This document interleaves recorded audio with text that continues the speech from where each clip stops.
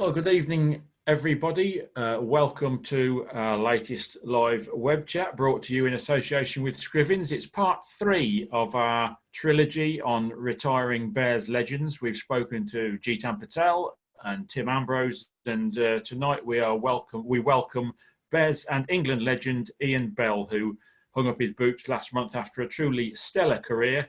Can't really do justice to it in a minute, but 118 tests, 7,727 test match runs at 42.49, 22 centuries, 161 ODIs, 20,440 first-class runs, and 47 wickets. We mustn't forget those. 10,000 runs plus for the Bears at 43 in first-class cricket. A multiple Ashes winner, of course, and he won every trophy for the Bears available in a career which began at home to Sussex in 1999 and ended away to Glamorgan in 2020. Ian, thank you so much for joining us. How's retirement? Evening, Brian. Evening, everyone. Yeah, it's been good so far. I mean, I suppose it probably hasn't quite hit home just yet. I mean, I've been probably living the nice bits of it, playing golf every other day and doing the school run at the moment, which has been good fun. Obviously, as a cricketer, generally you're on the road or in a hotel somewhere. So it's been nice to, I suppose we're in strange circumstances anyway, but in a way it's been nice to do some normal things. Like I said, do the school run every day. But I'm sure at some point that's going to, I'm looking forward to another challenge, which, as I said, hopefully at some point I will get back and stay in the game. But it's nice to be able just to take a step back really from professional cricket and reminisce on some really enjoyable, some amazing things over the last 20 or so years. Well, we've got lots of questions that tap into those memories, and thanks to everybody who has sent in questions. Again, some lovely ones. So let's get cracking, Belly. You could get anything at any time, so be on your toes. We'll start off with Jess Ellicott. Thank you, Jess, for your question. And she says, thank you, Ian, for all your years of service as a Bear. We wish you all the best for the future. This is a tough one. Is there one particular moment that you think will always stay with you when you think of batting? When I think of batting, I think, well, for me, certainly the Lord's moments for Warwickshire and for England were always the special ones. I think I've said a number of times, I think that I was very lucky and fortunate, as I'm sure all of us do remember, through the 90s. And I think one of my first, I just remember being taken to Lord's, with my granddad, with my parents, my brother, and watching those Lord's finals. Certainly that first one, I think in 93, when Asif Din scored that 100. And I think for me, Lord's, that's what captured my imagination about wanting to play cricket in terms of for Warwickshire. But that was the main driver about, like I said, and where the dreams came from. So any time I could score 100 at Lord's, for me was what I remember as a kid, all what I wanted to do. So I feel very lucky and privileged to have scored 100 at Lord's in the Championship for Warwickshire, but more the better one in the Lord's final against Somerset, but also being able to get on the honours board for England. So I think that they're the batting moments that I cherish a lot. I mean, there's been some good stuff that I've enjoyed away from that, but I think that was the special one for me, really, just because of everything that goes with Lord's and being the home of cricket. Jess and her family also asked Belly on a different tack. We also wondered which players impress you at the moment, both domestically and internationally. Give us a couple that you think are going to go really big. Well, I think we're in a position now at the club. We've got a couple of younger players that have really burst into the scene and look like they're going to be very fine players. I was lucky enough to spend the winter with Dan Mosley, get to know him a little bit more. I've also watched his progression in the second team and through a bit of youth cricket and obviously Birmingham League cricket. So to spend the winter as his batting coach was great. And then in a way to put on a 100-run partnership with him at Cardiff in my last game was actually a quite nice way to finish, really, because it's me moving on and a 19-year-old lad moving in. So I thought that was a real nice finish. And he, knowing him, he's a very down-to-earth lad. He loves the game, works extremely hard. And if he keeps that work ethic, there's no reason why he can't have a fantastic career. I don't want to lump too much pressure on him, but I think he's a very fine player and also a really very nice young man as well, which I think is important to have the balance on and off the field. There are some good players. I was very impressed. Like I said, I was lucky enough to go away with the 19s. A lad called Jordan Cox at Kent, keeper batter, very talented, one to keep an eye on. And even though it pains me to say it, a lad called Jack Haynes at Worcester. His dad, if anyone remembers, played for Worcester as well. But another very, very fine young player, lovely technique, and one to keep an eye on, really. So, yeah, I mean, I feel quite lucky, like I said, that I got to work with a few of these young players who are just starting to get into first team cricket and first class cricket. So definitely a couple to keep an eye on. Well, Jack Haynes has got a place in history forever as Jitan Patel's last victim in senior cricket. So he can hang his hat on that for a bit. Yeah, but it's not Charles a bad Ross, one, Charles not a bad Ross, person again. It isn't. Thank you ever so much for your question, as always, Charles, and for your kind words. He says, "Hi, Ian. Thanks for everything that you've given the game. How did you approach the mental side of batting, especially if you were in poor nick or the pitch was tricky or the bowler's on top and you're under pressure? How do you approach that?" Yeah, it happened quite a lot, to be honest with you, a bit more than I'd like. But I think for me, as a young player, I found it particularly difficult to, I think you live, when you're very young and certainly getting into the professional game, you live and die a little bit by your results. So when you score 100 or you do well, you seem to be top of the world. And when you have a bad day, it is the end of the world. And I think the one thing I learned through my career, and I learned from some very good players about it, and I think Andrew Strauss was probably the best that I sort of saw do that, was trying to be as level as you possibly can. You know, we should be able to, like, at the end of a day's play, whether you go for dinner or, you know, you go out and you meet people, they shouldn't really know what your score was in that day. And it's trying to be as level as you can, I think, as a cricketer. Certainly having a career as a batsman, you know, you're going to fail a lot. So I think that the importance off the field, trying to just stay as level as possible. It's not that bad and it's never that good. So you try and stay in that middle ground. But it was an area mentally I worked a lot on. I think I was probably gifted with some talent, a fair bit of talent. I worked hard on my technique. And I would say over time, I really worked hard on the mental side of the game. And again, I suppose you're lucky in your career if you come across different, you know, people at the right time. And I worked with a guy called Mark Borden, who was the England psychologist at the time, but he just found a really good way of talking about the mental side of the game with us. So I had Graham Gooch, my batting coach. I had Mark as my psychologist, but that was also for Alistair Cook, Kevin Peterson. But he really got across the importance of visualization, and really just mentally processing all the positive stuff, because the natural thing is actually to think quite negatively or to doubt yourself. So it was quite nice to get the tools to be able to learn how to try and flip that round a little bit, it takes a bit of time, but I wouldn't say I was blessed with being mentally tough. I had to work particularly hard on it. Some people are a little bit more blessed than others. Alistair Cook, for instance, for me, just found a very simple method and kept it, and maybe his technique as well, because he probably didn't have the range of shots other batters had, but kept things very tight and very mentally resilient. But yeah, I was lucky as well to come across some people that helped me understand the mental side of the game. And of course, for yourself and to a degree, Dan Moosley, we've spoken about already this evening, when you do have abundant talent as a youngster, however much the coaches and colleagues try and play it down and say, look, we mustn't push, there is a little bit of pressure that comes with having a bit of natural talent early on, isn't there? And people do expect.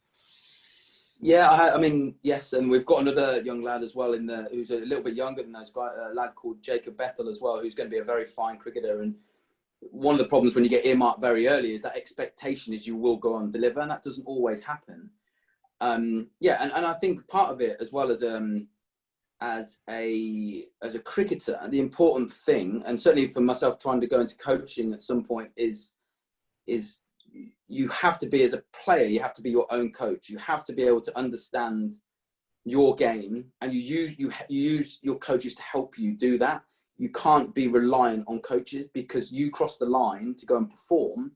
And if you are too reliant on the coaches and the pressure hits and something happens, you've got to be able to react yourself. And I think that's part of, when you're a young player, you have to start to understand that. And you've got to be, like I said, your own coach. Use coaches as sounding boards, and it's always good to have somebody to go back to. I was very lucky. I think, as I said, I believe I had a lot of luck in my time, but you also meet good people. Neil Abley, for me, was just the person I'd always go back to, whether I was with England, whether I was struggling with Warwickshire, I was playing well, whether I was playing for Coventry, North Warwick in the Birmingham League. He was the person I could always go back to. But also, the part of it is you have to take that responsibility yourself, because again, it's your career, not your coach's career. It's, you have to go out and produce the goods. And when the pressure's on, or something changes, you have to be able to think on your feet, and change it in the middle, and not wait to get out and then go and get the coach to tell you what to do. So I think that's, as a young player, that's what you have to figure out, certainly as a talented young player. Carl Jordan asks, thank you, Carl, for your questions. And he asks, Belly, what piece of memorabilia do you value the most regarding England and Warwickshire? I've got a little bit. I'm just in my office at the minute, but I'm a little bit of a hoarder. I do collect a lot of memorabilia, which drives my wife a little bit mad. But to be honest with you, I think when I look right back, all the signed shirts and shirts I've got from other players and stuff, I think the two things for me that will always be the most is my Warwickshire cap, that I had since 1999, 2001 when I was capped. That I look at it, and that's got some pretty average days in it, some excellent days. It's probably got a bit of champagne on there as well. It's got everything. And when I look at it, it's not just one thing. There's a lot of memories that go in that over a long period of time. So that will definitely be that. And also my England cap, they're the things. They're a bit battered, and like I said, probably a little bit smelly, and a bit, they've just got every kind of emotion you possibly can go through in sport. They don't look particularly good condition at the moment, but yeah, they're the best things that I have. And probably that would be the most important thing to me, really. Have you washed them, Belly, or do they? No, they lose you don't wash them. No, you don't wash them, Brian. No, they're literally. Yeah, you probably wouldn't want to spend too much time next to them, but they are. Yeah, it's incredible. Like I said, some of the moments that you go through in sport. As I said, the lows as much as the highs. When you've come through that and you look back, there's some incredible, like I said, incredible moments that teach you a lot. And I'm sure it's the same in other sports and business and everything like that. There's so much to learn along the way, and you wish you probably had the knowledge you have now when you were a bit younger. But they're the two things I would say that mean the most to me. Question from Aaron Viles. Belly, who was the toughest spinner that you faced during your career? Oh, there's a number, to be honest with you. I always felt like, again, as a young player, I was a good player of spin, but when you start playing world-class spin, it's a little bit different. You have to really trust yourself. I think there's three guys that stand out to me. Obviously, Shane Warne, absolute genius. I probably faced him towards the back end of his career, so I didn't see all of his tricks and everything, but I thought he was brilliant, and probably arguably the best in the world. Murray was really tough, actually, but I found a way of picking him the longer you ran the middle. But again, anyone who gets the amount of test wickets he got, it was incredible. But the whole conditions in Sri Lanka with the humidity and the heat was really tough. But probably the hardest bloke I found at a period of time, actually, as a good batting unit, we found was Syed Ajmal from Pakistan. And it was probably sort of coincided a little bit when DRS came in as well. So we obviously couldn't tour Pakistan, so we played in the UAE. And the wickets obviously don't bounce particularly high. And any time, and he would bowl very straight, with a little bit of spin both ways. Hard to pick, bowled it really quick for a spinner. And as I said, you get it slightly wrong, and it was a bit of pad first, and they could obviously at that point, back years ago, you'd have got away with that. Umpires would be a little bit reluctant to give you out if you were playing a full defence. All of a sudden now, people were reviewing those, and you were being given out. So it was a complete change. All of a sudden, we had to change the style of play. Rather than play back pad together, we had to start getting our bat in front of our pad. And actually, if you speak to some of the older players on uncovered pitches, that's how they used to play before, was back right out in front. But actually, as time went on, umpires weren't giving them, wickets got better, people put them together. But he was, I would say, Syed Ajmal actually, even though the other two are probably bigger names, I would say was probably the hardest I ever faced. Very interesting stuff, Belly. Catherine Williams asks, which was your favourite century for England and why? Favourite one? Probably, again, I mean, there was a number. I mean, the Ashes 2013, I probably played at my absolute best. And I think, obviously I managed to score 300s in that series and win man of the series. So that for me was me at my absolute best. So probably, again, as I said, the 100 against Australia at Lords, I think I walked out at 30 for 3. We were under pressure. I think it was a Friday. Might have started a Friday at Lords, second test match. So it was packed. Sun was out. I think it was just one of those big days that you just wanted to deliver. And yeah, to be on the honours board anyway, but against Australia in an Ashes, and we won that test match. That was the one thing that Graham Gooch always talked to me about and talked to all of us about, was it's about match winning hundreds. Not just about hundreds when you draw or you lose. It's about affecting the game. And I think that one, again, for me, I affected the game. We were 30 for 3, Australia on top, 100. We get a lead. We go on and win the test match. And that for me probably would go down as one of my favourite ones for a number of reasons. Eleanor Phillips, thanks for your questions. Eleanor, the first one, Belly, is what is your favourite milestone for the Bears and England respectively? Favourite milestone? I'm not sure, to be honest with you. What was the other part of the question? The favourite milestone for the Bears and England. I know cricketers, probably we journos and spectators take more notice of milestones than players sometimes. I would say, I mean, again, I think getting to 20 test match hundreds and looking at the people that had that was quite a special one. But no, to be honest with you, milestones I never really chased individual stuff. I think for me, the important thing was just winning trophies. And I know that might sound a little bit of a cop-out, but, when I grew up in that Warwickshire era, I remember, getting on the staff and Neil Smith, Dominic Osler, and they'd talk about how many trophies they won. And to be honest with you, that, like I said, I never set out to go, I need to get X amount of hundreds or X amount of runs to be remembered. It was more about, okay, how am I going to go and emulate what the group of Warwickshire players have done before me? How am I going to go and score? How am I going to affect and win trophies for the club? So I don't really have any individual. I'm just very, very happy and feel, again, very lucky that I managed to actually come away at the end of my era, which was unbelievable in winning trophies. But certainly I'd like to think we did the club proud through a period of time. And like I said, winning those trophies. And the same goes for England, really. I never set out with an individual thing in mind, but like that I want to get that many hundreds. It was more about, again, winning the Ashes, winning series. I don't know, people might say that's the wrong way to look at it, but that's sort of how I sort of looked at it going into the game. And the second part of Eleanor's question is a very interesting one, Belly. Any regrets?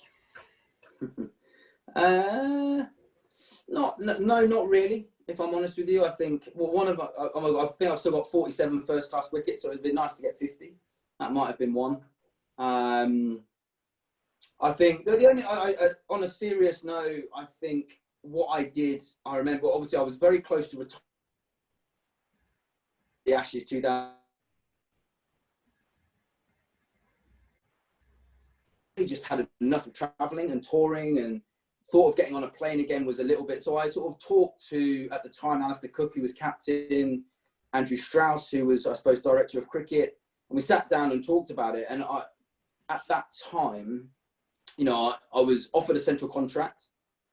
But I knew in my heart, I'm thinking, actually, I'm not enjoying this at the moment. And I didn't know really what to do. Straussy, and in all fair, offered me the whole winter off. Said, take the winter off. Don't tour the UAE. Don't tour South Africa. Have a break. and then we'll talk again in April. And I sort of went away, thought about it, and basically decided, no, I'll go on the tour, I'll crack on. Because again, in cricket, I didn't feel like I was playing my best, but I felt like you're only a knock or two away from things turning round and everything being great again. So I went on that tour. It still wasn't really, I mean, again, I think I was the third leading run scorer on the tour. So it wasn't like I wasn't scoring runs, but it just didn't feel right at the time. Whether I wasn't quite training how I used to train or whatever. And then obviously I didn't go on the next tour to South Africa, and then I never played for England again. So what I learned a couple of years later with Warwickshire was that actually I had, up until January, I literally didn't pick up a cricket bat. I worked really hard on my fitness, but I had probably 4 months of not batting. And I came back, I remember my first net in the indoor school, and it was probably as well as I've batted for about 4 years. Like, everything came out the middle. And what I realised by that point is I think I just mentally burnt out and frazzled from just the day-to-day of travelling, cricket, international cricket. And it probably at the time, if I'd had my time again, I probably would have taken the winter off. Would that have changed anything? Would I have played any more cricket for England? I don't know. But I think what I realised was actually I was fighting against probably just a little bit of burnout and just being on the road for that long. Since I was probably, I think my first England under 19 tour was 16 years of age. Then I'd gone through Lions and England for 12 years. So it was constant travelling and touring. And I probably should have just taken a backward step and then gone back in. But I would say in general, I don't have any regrets. But if I did have one, it might have been how I'd have dealt with that situation if I'd done it again. That's very interesting, Billy. Alan Plum, thank you, Alan. He turns the spotlight back to county cricket, Billy. He says, thank you, Ian, for everything you've done. You're a true Bears legend. You have indicated that you'd like to move into coaching. How do you view the merits of adopting a boot room approach of former players on the coaching staff versus the appointment of coaches from outside? And would you aspire to return to Edgbaston one day? Look, I think it works both. It can work either way. I don't think there's a right or a wrong in who's in the coaching staff. I think I can only speak from myself, or for myself really, is that I think, I mean, I obviously want to go into coaching, but what I think is right for me is to nearly get away from Warwickshire for a while. Obviously, I would love to coach Warwickshire one day. When that will be, I don't know. And we'll see how it all rolls. But I think it's quite important for me to break away for a little bit of time. I've been at Warwickshire since I was 10 years old. I don't want it to look like, for me personally, I wouldn't want it to look like I just walked straight on the coaching staff. I think I want to go and learn. I want to earn the right to coach Warwickshire. But again, I don't think there's a right or wrong in terms of, you just try and pick the right. I'd imagine people would pick those roles, just want the right people who they believe is the right person for that job. Sometimes it doesn't always work out, but I don't think there's a right or wrong whether you've gone straight from within a setup or you pick someone from outside. Sometimes people have to make decisions on gut feels, and it has worked in other environments. And it has worked at Warwickshire. Gilo came straight from a dressing room and had some success as a coach. But I think for me, what the decision I want to do is I want to go and probably learn and have other opportunities away from Warwickshire, but one day, hopefully, if I'm lucky enough to get the opportunity to come back. Carl Jordan also ponders what might happen for you next in a different way, Billy. He says, retiring from Warwickshire, is that your cricket playing career over, or is there the potential of you being another Dominic Ostler and playing for a team similar to Barkswell? I can clarify now that will not happen. No, the only time I reckon I'll put the pads on again will be, I think, if my son does love his cricket and his football. I could see myself captaining a third team somewhere and batting 11 or something like that at some point when he's old enough to play men's cricket. But at the moment, I don't see myself. And fair play to Aussie for doing it, and I think he does a great job with getting through some young players and doing that. But on my current Birmingham League form that I've had in the last couple of years, no, I don't think anyone will take me, to be honest with you. Peter Hyatt, thank you, Peter, for your question, which is, Billy, which county bowlers gave you the most problems over the years? Oh, there's been a few again. I think I'm trying to think who knocks me over for fun. To be honest with you, someone like Tim Murtagh became quite hard at Middlesex. No real pace. Could go both ways with the ball. He was tough. I don't know. I enjoyed playing Glamorgan when I came back from England. That was one thing I definitely enjoyed. That seemed to go quite well. But I can't think. There was a few bowlers that definitely got me out. But I'm trying to think. So I mean, Somerset was a team actually. Because before I came back from England, I used to love playing Somerset, and I got runs constantly. Whether it was Lord's finals, actually getting runs at Taunton. Like we had 3 games back before a Test series. But then the last couple of years, I haven't scored many, which actually frustrated me, actually, because I said Somerset was the team that I always felt like I scored runs against. So the last couple of years, I know they've been a good side, but that's disappointed me, actually. I haven't scored runs against them. But I wouldn't sit and say there's any individual who I feel has constantly got me out. It's probably just been too many of lots of people, really. Manish Patel asks, what did you find the hardest part of being a professional cricketer? The hardest part? Well, I think there's part of, well, there's different stages, isn't it? I think when you get to England, the harder part is dealing with everything that goes around it. Obviously, the cricket goes up a level from domestic, but then obviously the media coverage and everything. So that you have to be able to deal with all that. And I was never somebody, I think for me, I was always someone that just grew up, I just wanted to play cricket. You know, being famous for anything else or doing anything was never really what I started the game for, and probably never really had any interest in. So I think that for me, and being quite I'd say more of an introverted guy in general, you know, being in that environment all the time around big characters and that takes an adjustment. But yeah, I think as a batsman alone, like I said, having a career as a batsman, you have to deal with failure, and you have to find a way of being able to, like I said, park that, and think about your next innings, not what's gone. And that's the hardest part as a batsman. Like I said, as a bowler, to an extent, it might not work quite well in a spell, but you'll get an opportunity again. As a batter, you make one mistake, that's it, you're gone. That's it, your day's finished. You might not bat again in the game for another 3 days if it's a Test match. So there's a lot of thinking to do. That's I think as a batsman alone, the amount of time you spend thinking or dwelling on things that have happened is particularly hard. And you have to find your method. That's why the mental side of the game is so important. So I'd say that's the hardest part of it, is understanding how to, like I said, be level and deal with failure and not scoring runs, but then also not getting too carried away when you do score runs. Just following on from that, Belly, Peter Titmus says, much county cricket is played in front of relatively small crowds. How do you prepare yourself and cope with the bigger occasions, like an Ashes Test played in front of a packed house, a fervent atmosphere?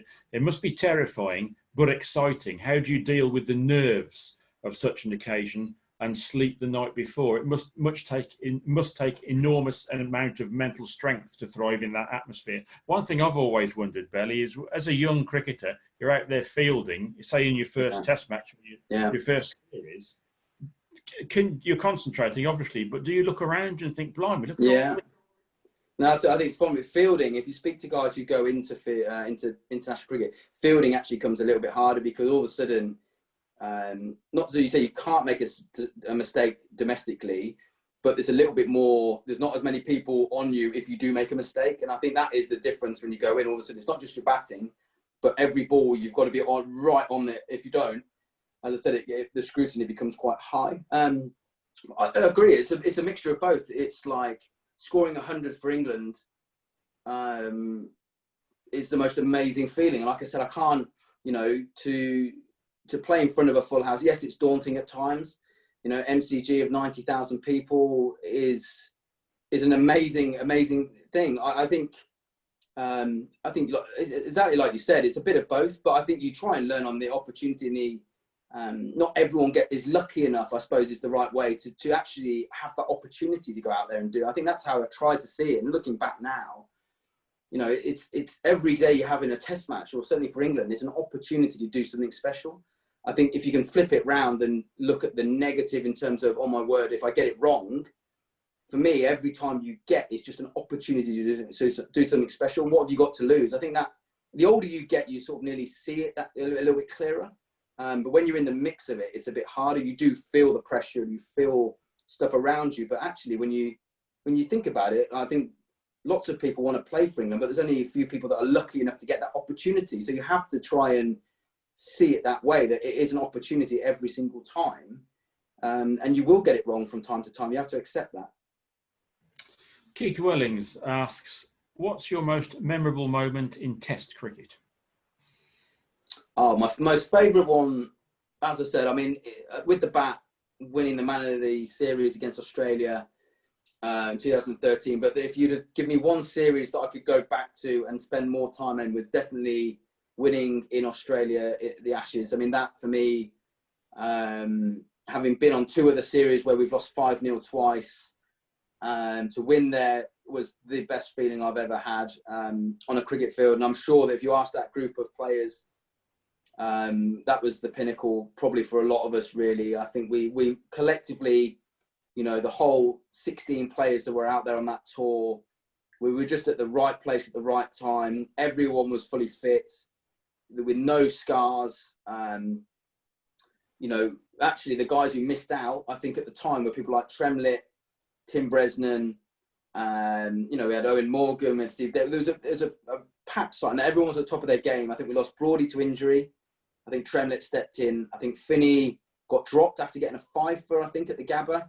Tim Bresnan came in and bowled brilliantly at the end. So everything was just, we were all at the right place at the right time. The bowlers were great. The batting unit was functioning unbelievably well. Alistair Cook was scoring 1 million. We had Strauss scored 100 in the first game. Trotty was doing his stuff. And then Kevin, myself, Matt Pryor, the sort of the engine room, just finishing it off on that tour. We didn't get in probably. I mean, earliest probably got in was 250 for 2. So it was like the finishing touches all the time.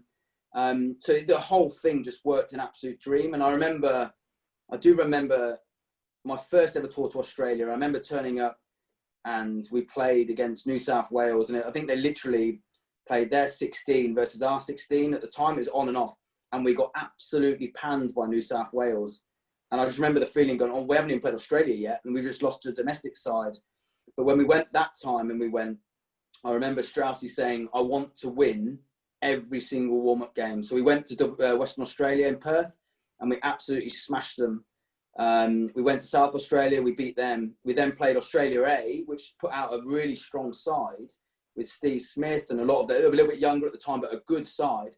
And we sent, I think at the time, Swan, Anderson, Broad and Finn, who were going to play in that first test match, because they sent us to Tasmania, which was a bit like being in England in April. So it was 18 degrees, drizzly, and they sent our bowlers to Brisbane where it's 35 degrees, humid, hot, to do a bit of, obviously just getting used to the humidity and everything like that. We ended up smashing Australia A, and all of a sudden I think the belief started to go, actually, like, this isn't the tour like we've been on before. We actually are in the right place.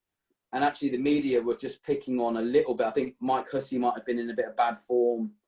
Ponting wasn't playing particularly well at that time. So all of it just felt that we were gathering momentum quietly. But that for me, SCG, well, it started at the MCG really, the third test match when we bowled them out for not many on that first day. And then I think we'd gone past them none down. You know, again, see, from 90,000 people in the morning to a T, 20,000 English guys in there, like that's as good as it ever gets in the MCG on Boxing Day. And as I said, to be able to sit in the SCG with your mates, having a few beers after just winning the Ashes. I mean, again, if you could put me in one place again, it would be that dressing room at that time. Just to spend another hour again would be unbelievable. How did you get on with the Aussie fans over the years, buddy? They can be a tough jury, can't they? It's all right. Their banter isn't as intelligent, as I say, as maybe the Barmy Army, the songs. It's quite straightforward. There's a few swear words in there generally, but yeah, it's not. You get pretty used to it after a while. Certainly, if you're on the fence, it's quite humorous after a while. There's quite a good banter really. But it's if you've seen The Edge, there was a clip there of, I think Barney, who was the cameraman for the England side at the time, has just got it. Well worth a see, but it was right in the mix of quite a hardcore Aussie fan group with, I think it might have been KP or Trotty on the fence. That's pretty much what it was like right there. It's a great view, actually. Question from Kevin Holder. Who is the best bowler that you ever faced in your career, and what made him so difficult to play against? Again, I feel lucky that I've played against probably most of the great bowlers. But I mean, the two that, like I said, probably I found the hardest, and again, they're probably not in there in the top five. I said Syed Ajmal was in particularly hard, certainly with DRS. Like, I found it very, very hard. I actually got 100 against him against Worcester, actually, and it was just a totally different game. But the DRS in the UAE was particularly hard. And actually I had a little bit of trouble I felt with, and again, might be surprised, Zaire Khan from India, left arm seam bowler. And again, I think he got 80 wickets for Worcester one year, learning how to bowl with the Duke's ball. And he came over to England and swung the new ball, reversed the old ball from round the wicket. Really skillful. Not great pace, like 85 miles an hour, like good solid pace, not express. But those two I found actually through my career were probably the hardest. And as I said, I've been very lucky in his face, like Dale Steyn and, you know, Warren McGrath, and it'll go on and on. But I'd probably say those two for me caused me, I look back in my career and go, actually, I had to do a little bit of work on those two more than probably the other bowlers I faced. A question from Andy Smith, an interesting question, Billy. Was there a player of a similar age to you during your youth cricket who you thought was really good, but then didn't make it as a professional? Yeah, we had. I mean, I remember going to South Africa as a 14-year-old. I remember Richard Cox and I think it was Roger Newman. Like, again, I think we were very lucky. Neil Abley, Steve Rouse, Steve Perriman used to run pretty much the youth age groups, and all the way to second team. And we had, I'd imagine at the time, probably one of the better crop of young players. So there was myself, Jim Trout, and we had Kadir Ali on that tour. And there was a few others, but probably 4 or 5 of that team went on and played professional cricket. But when I was growing up in particular, just a year above me was a lad called Hugh Jones. I think he was at Leamington Cricket Club, like dominated schoolboy cricket, prolific, you know, England in the 14s, 15s, looked like a really, really good player. I think, I'm not sure even whether he got, I know he went to Oxford Brooks, whether he got on the staff. I know he played second team cricket, but you always felt that he was going to go on and probably do more at the time. But as I said, it's difficult. Like, the transition sometimes isn't straightforward from being prolific junior cricketer into professional game isn't as straightforward as what people probably think. Matt Grubb, thank you, Matt, for all your questions over the weeks and for tonight's, which is, he says, thanks for everything, Ian. During your test career, you were part of numerous successful away wins, but which country was the toughest to play in and why? Yeah, I mean, Australia was, not necessarily for the conditions or anything like that. Obviously, they play very well at home, and as a sporting nation, you know, when you go there, whether it's in rugby or cricket, you know, they're tough force at home. But I think, yeah, India was tough. Again, they don't lose many. I mean, they're a machine at the moment in terms of winning Test match cricket home and away. But yeah, that's always the toughest. The subcontinent is always, for a homegrown English players, is the toughest, and it is like, you know, when subcontinent players come to England and with the swinging and the seaming ball, they just find it hard. You don't see that in that part of the world. So they're just used to playing spin, you know, constantly, and on good wickets. So I think, yeah, the subcontinent's the hardest. But the beauty, again, of, you know, trying to become an international cricketer, and, you know, obviously I felt like I did relatively well, averaging 42, and in parts of my career it was higher than that. But if you're going to average 50, and that's the top end of international cricket, you know, you're a top end player, then you've got to be able to deliver in every condition around the world, and that separates the very good to the world class players, which there's obviously there's minimal of those around. So, but that is the beauty of why you play international cricket, is you're testing yourself constantly in different conditions, where it's the swinging seaming ball in England to India, New Zealand isn't straightforward anymore. You know, they're very, very skillful. And then what you get in Australia and South Africa with the bounce in the pitches and, you know, playing at altitude in South Africa, very, very different. So that's the beauty of, like I said, trying to become an international batsman, is adapting all the time. Mike Ivory, thank you, Mike, for your question, which is, Belly, what was going through your head when it looked like Simon Taufel wasn't going to give you your maiden Test wicket? I'm not sure. To be honest with you, I think I was very lucky at the time. I mean, it felt like it went in perfectly. But on slow-mo, it looked, if you ever watch it, it looks actually like it just bounced before it went in my hand. So I technically shouldn't have a wicket. I was very, very lucky that Bob Warmer was coach of Pakistan at the time, who obviously saw me as, I wouldn't say he saw me as a son, but as close to it as you possibly can get. So I was always in his good books. And actually, I got a bit of stick in the press in Pakistan for exactly that it looked like it bounced before. So yeah, I try not to, I was quite happy in a way. It didn't get clipped in the little video Warwickshire did for me. I know somebody asked for it, but yeah, there was a little bit of controversy with that. I talk more about the one-day wickets. I think I got about 12 one-day wickets for England. So I try and stay there. A few more slightly cleaner dismissals than my Test wicket. Thomas Dawson asks, what's the funniest thing that has happened in the dressing room during your career?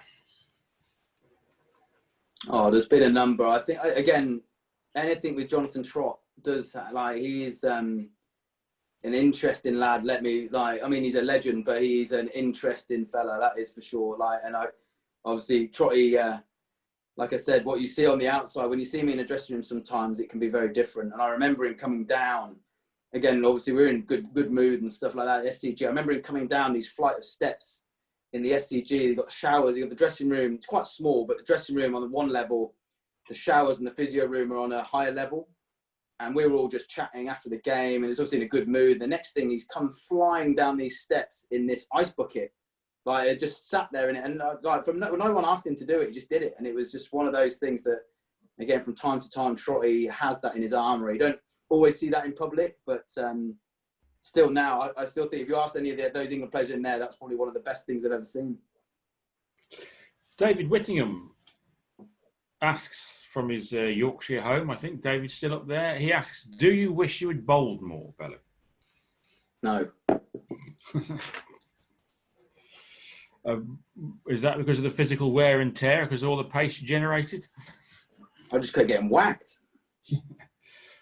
I do remember, Belly, in the early days, you were second or third change, weren't you? You came on a decent swing bowler. Yeah, luckily it just swing. If it didn't, I think everyone loved facing me. So it was a bit of again, at the time when I was pre-England days, I would bowl more, and I'd bowl more in the nets, and I'd bowl in the games, and you get in a bit of a rhythm, and then obviously when I went away with England, you know, you'd never bowl in a game. So obviously when I did come back to Warwickshire at the time, obviously Trotty would be bowling. We signed Darren Maddy from Leicester, so he'd be doing. So again, you as an England player, you come back for 2 or 3 games, maybe 4, you know, and there are roles that are being had, so you don't want to rock the boat a little bit like that. So my bowling did start taking a bit of a backward seat to an extent, but yeah, I think when T20 came round, I was a nice pace for people to launch into the stand, to be honest with you. I think you might be a bit hard on yourself there, buddy. Dave Darnley asks, which Edgbaston moment will stay with you the longest? I think, well, 2 to an extent. I think, obviously, Flintoff's spell in 2005. I mean, Edgbaston anyway in general, certainly when it's full, is a phenomenal atmosphere. I think it's all the players love playing at Edgbaston, which again is always when you're a local lad and you know that with everything that happens, the players love being there. I think that's always nice. But that particular spell of the noise there, and again, that was my 5th Test match. So again, I'd not been in the mix of lots of experience, and I'd never seen Edgbaston like that. And even to this day, I mean, I remember when we bowled Australia out for not many in 15, and Stephen Finn bowled a brilliant spell. Broad and Anderson bowled them out first innings. that was loud, but nothing like that one Flintoff 2005. I think he got Ponting and Langer in that over, and that was just insane. I remember being at short leg, and you couldn't speak to any. You could hardly say, you know, I wouldn't have been able to talk to the batter from 2 yards away. It was just, the whole thing was just incredible. And I think then turning up the next day when I think, you know, it wasn't, I don't know how many runs were needed exactly for Australia to get, and we needed 2 wickets. And in your mind, you're thinking, oh, they'll be half full. And then to turn up to that ground to see every single seat sold out for not even, it could have been an hour, it could have been 10 minutes of cricket. But I think the fact that we were that close to beating Australia for the first time, for what, certainly the momentum had shifted. And the fact it's terrestrial TV and everything, the momentum started to just gather around the country. So you just felt as a player. So that one will always be a really special Edgbaston one. I think finals day with the Bears at home. And I know it's one of those, I think it's not easy that we host it, because it's nearly like if we don't get there, it's a disaster. And I think that sometimes isn't easy to take. So it's to actually have won it on home soil was a great feeling. Actually, the only disappointing thing for me in Warwickshire was we probably couldn't celebrate it as much as the rest of the lads, because we were on England duty the next day, so we had to travel to Bristol to training, which was a little bit frustrating. And I think as well, I scored the last 100. I think it was against Derbyshire, the last 100 with the old pavilion at Edgbaston before obviously that all got demolished. So I think that one, it's quite a nice little one to remember. A bit of history again. Obviously, it's always been a great ground, and you know, I know that we've got an amazing pavilion, amazing stadium now, but there was a lot of history before. So I think to be the last guy to score 100 on the ground with the old pavilion was a nice feeling. There's another Edgbaston related question here, Belly, which you may just have covered. Jason Marcham asks, what's your most memorable moment that came out of the Hollies stand? I mean, they would have been generating most of the noise during that Flintoff over, but it's a decent old noise they generate, isn't it? Yeah, 100%. One day I'd love to. I mean, again, I might have to go with a pair of glasses and a good hat on, but I'd like to spend the day in there. And I'm not sure I've got the stamina in that some of the areas that other people seem to have in that. I'm not sure. 6 hours of drinking, I might be out by tea, but it's definitely, it's incredible as an England player. And certainly I know that when it's a big semi-final or a Worcester game, or you know, the T20's on, I know the players really appreciate, and the atmosphere is incredible at that stadium or that stand in particular. But again, like I remember us, because I'm sure all the teams are the same, and it's the same in football, but you know, with England, like there'd always be like you get to your changing room spot and there'd be, you know, be pictures of you scoring runs and celebrating 100, or there'll be Jimmy Anderson getting a fifer. So it's all that kind of, but I would say mentally just trying to see good images everywhere. So like we'd always have somebody, I think it was Richard Housel, was just like putting all, so every time you go in the dressing room, wherever it was, Trent Bridge, Lords, there'd just be posters and posters of like good images, but where you changed, it'd be yours. But there was always one from the Hollies with a guy dressed as Spider-Man nearly all the way to the top of the stand. But that one got to every dressing room around the world, I think. Not because any player was in it. It's just the fact there was a guy dressed as Spider-Man halfway up the pole in the Hollies. So I think that'll always go down as one of my fondest memories, you know, looking back on those. Well, it's wonderful to know that a part of Edgbaston's been inspiring England all around. Well, I don't even, whoever the guy was, Spider-Man, he's a legend, but no one knows who he is. Well, if anybody does know and is listening to this, please do let us know. Belly, I've just got a message here rather than a question. It's from Sophie Walker, who says, I'd just like to thank Ian and say thank you for being my very first cricketing hero. Because of him, I fell in love with this wonderful game back in 2005 as a 12-year-old. I've loved the game since first watching you as a young batsman. I love coming to Edgbaston and watching Warwickshire, and I'm a proud member. All I wanted to do was watch Ian bat. It looked effortless. It was batting at its purest, most finest and graceful. It's with great sadness to see your retirement. It is truly the end of an era. People say never meet your heroes. I did. I met you and I was totally in awe, and you were incredibly kind and generous with your time, always stopping to chat about the Villa. Thank you for inspiring me into this game of cricket that I richly enjoy today. I mean, we've got the Villa in there as well. Can we talk about the Villa at all at the moment, can we? Second in the league, Champions League spots. Since you retired from... It's a bit early for that. They seem to be flying, don't they? Maybe you should have gone a bit earlier. I know. Thanks, Brian. Right, let's move on.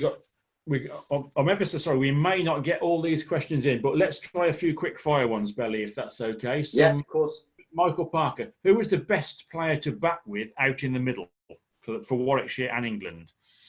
Well, the one with England that I mean, again, a number of players, but the one I enjoyed the most, Kevin Peterson.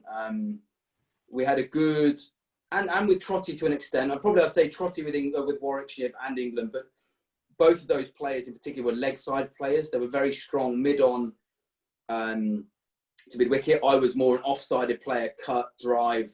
So actually it complemented very well both our styles, all three of us. When I was with both of them, it was just a perfect balance. So one ball for both of us can go in very different directions. So that I would say those two for Warwickshire and England. Who were the funniest in the changing room for Warwickshire and England?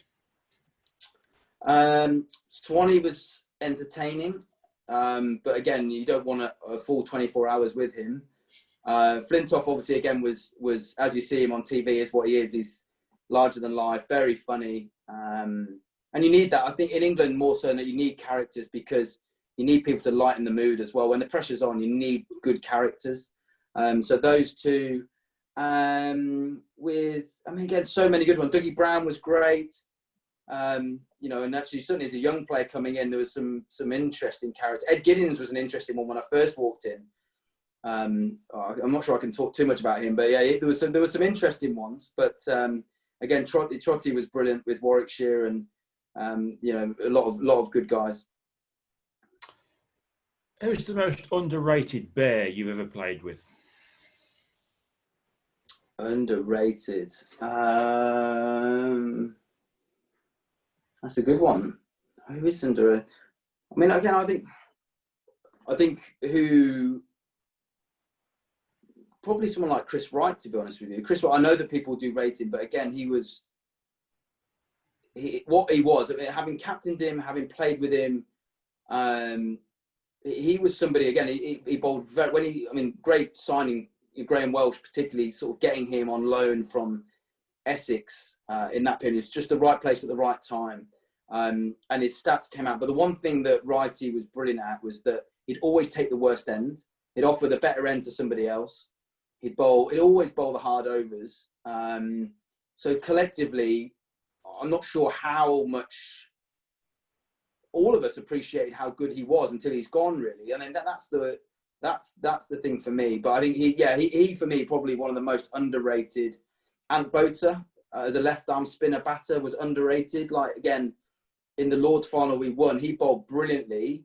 Imran Tahir got the 5 for, gets the big headlines, but Ant Boter probably went at 2 and over as well. So there's actually quite a few actually, and that's probably the way Warwickshire are in general. No superstars, but people that do their job really, really well. Here's a hypothetical one, Belly. Let's imagine that money is no object. If you could sign an overseas player for next year for the Bears, who would you go for? 4-day cricket or T20? Both. One of each. Ooh, I would go T20. I'd go Shadab Khan, but I think Surrey tried to pick him. Leg spinner who whacks it from Pakistan. I think he'd be very good. Obviously, we're losing Jeets, who's obviously an absolute class bowler, really skillful, and adding in, and the type of surfaces we play at Edgbaston, I think he'd be very good. Who could we get? To be honest, again, someone like, in general, all formats, I'd like Mitch Marsh. I played with him at the Scorchers. I think I tried to push Warwickshire to sign him when I was over there and I was captain. Again, he hits the ball incredibly hard, really straight, good guy, good in the dressing room. But yeah, it's a tough one now, isn't it? Because again, for me, actually, in county cricket, money, you're not going to get a Virat Kohli. So you're trying to find, I think the most important thing is the character. And someone like Jeets is the character you want in your overseas player. Yes, he delivered on the field, but what he does behind the scenes is what the club now have to find is who is that kind of character? They might be a slightly lesser cricketer than these world-class Virat Kohlis, Warner, Smiths, but who is going to be the next best person who's going to love the club and do what Jeets has done over a long period of time? That's the hardest thing. I don't know if money can do that. Question from Peter. What were your feelings when you were reinstated during the India test at Trent Bridge? I was sat next to some very vocal Indian fans who had strong opinions on that incident. Yeah. Firstly, obviously, a little bit like what's just happened, to be honest with you. And obviously, in the moment, there's 20,000 people at Trent Bridge, and you think it's gone for 4. You're walking off the tee, so you feel like you're a bit of a prat. Yeah, I mean, to be honest, it should never have happened, really. I mean, it should never have happened. It was a great bit of kidology by again, me and Morgie just walked off as if it was tea. So it was, yeah, we were done a kipper on that one. But yeah, a little bit embarrassed. But again, yeah, it was just such a strange moment. I wish it never happened. In a way, it feels like it was the right thing, because I felt like we were nearly tricked out of it. And it did kick off. I remember Flower and Strauss went down to the Indian dressing room, and it was all going on a little bit. And then I sat with my pads on at tea, waiting to see what was going to happen. And then it happened. And, you know, Dhoni's the hero. Message from Craig. Belly, Craig has just gone in touch on the live text to say, thank you, Ian. Great listening. Thanks for everything you've given to the cricket and the Bears in particular. All the best for the future. Looking forward to welcoming you back for a proper send-off at some point. Craig, apologies. Well, I'll leave the question because we're nearly up for the hour. But what we would like Belly to do, if it's okay, Ian, let's have your best Bears 11 from your time at the club. And will you put yourself in it? No, I'll probably leave myself out. Yeah, it's so hard to think over 20 years who I'm going to put in and not put in. So I might upset a few people, I'm sure. I think I definitely have this guy. Nick Knight is definitely in. Phenomenal player in all conditions. You know, just found a way. I think he averaged 40 plus. So again, opening the batting, averaging 40 is phenomenal. Just a good run scorer for Warwickshire. Good guy. I'd have Dom Sibley at the top of the order. I think he's now has proven himself to be a very good signing from Surrey. Found it tough to start, but I think we saw the potential in him, and I think he's figured it out himself as well. Just needed the opportunity.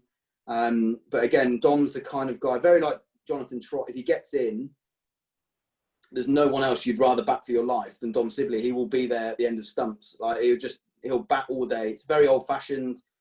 It's not maybe always nice on the eye, but he will just bat. And if I was a middle order player batting at 3, 4, or 5, I want my opening batter to be able to leave the ball well and have a good defence. And he has that in absolute abundance. 3, easy. Jonathan Trott, again, just an absolute and out run scorer. You know, I think that's what I think of Trotty. I don't think of, you know, he's just loves scoring runs, and he would never give his wicket away, or rarely would he give it away. And I think that's something that you don't always see these days. You know, he's just a proper, you know, very driven. Sometimes, again, we all, as top players, you have to be selfish. He had that side to him as well, but you need that. And he was, like I said, if I had someone, again, to bat for my life, it would be Trotty. This one caused me a lot of headaches, I'm not going to lie, around this place, because there's a number of people I could put in the slot. But what I found really hard was that obviously there's 2 wicket keepers that I've played with who could easily keep wicket. And as a fan and as a junior Bear, I can't not have Keith Piper in my side. So I put Tim Ambrose at 4 as a batsman. Now, at stages in his career, he probably could have played as a batsman. He was, again, just pre-England, into his England time. He was he scored his runs. And again, you know, Tim is he's just a very fine cricketer, a great man to have in your team. So I'd have him there at 4.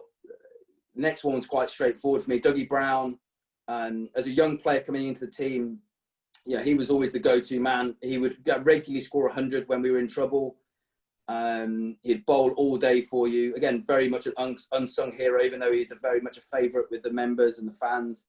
But I can't have a Warwickshire side without Dougie Brown in it. It's just, that is, you know, he is such a Warwickshire legend.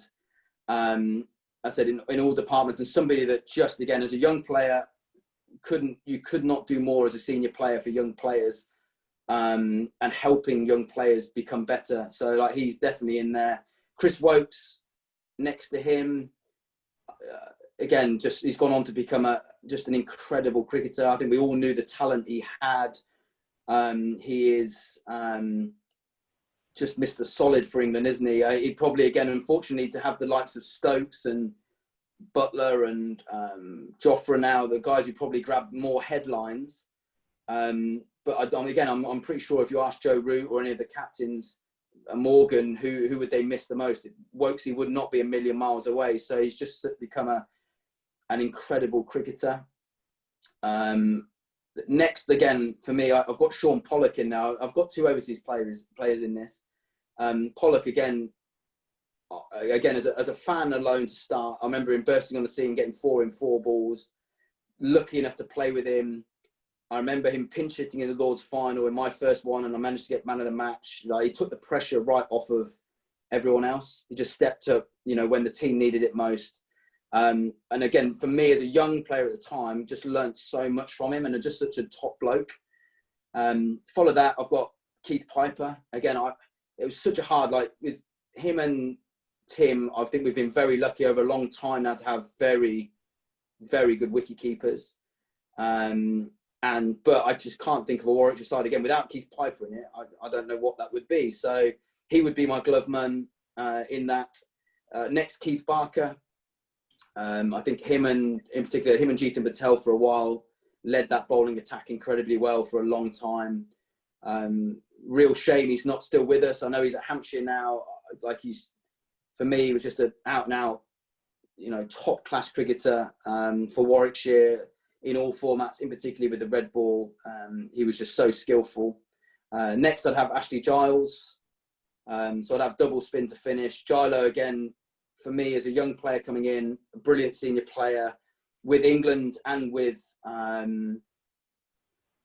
Warwickshire. I wouldn't be where I am now without the help of Gilo and the work that he put in and support as coach and as a senior player, really. He was very, very good to me.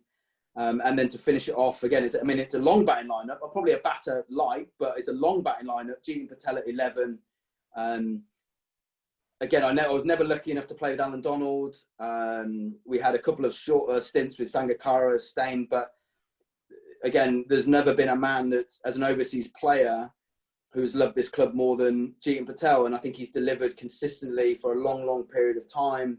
And, again, a bit like Dougie Brown, I couldn't think of putting a team together without Jeetan Patel in that.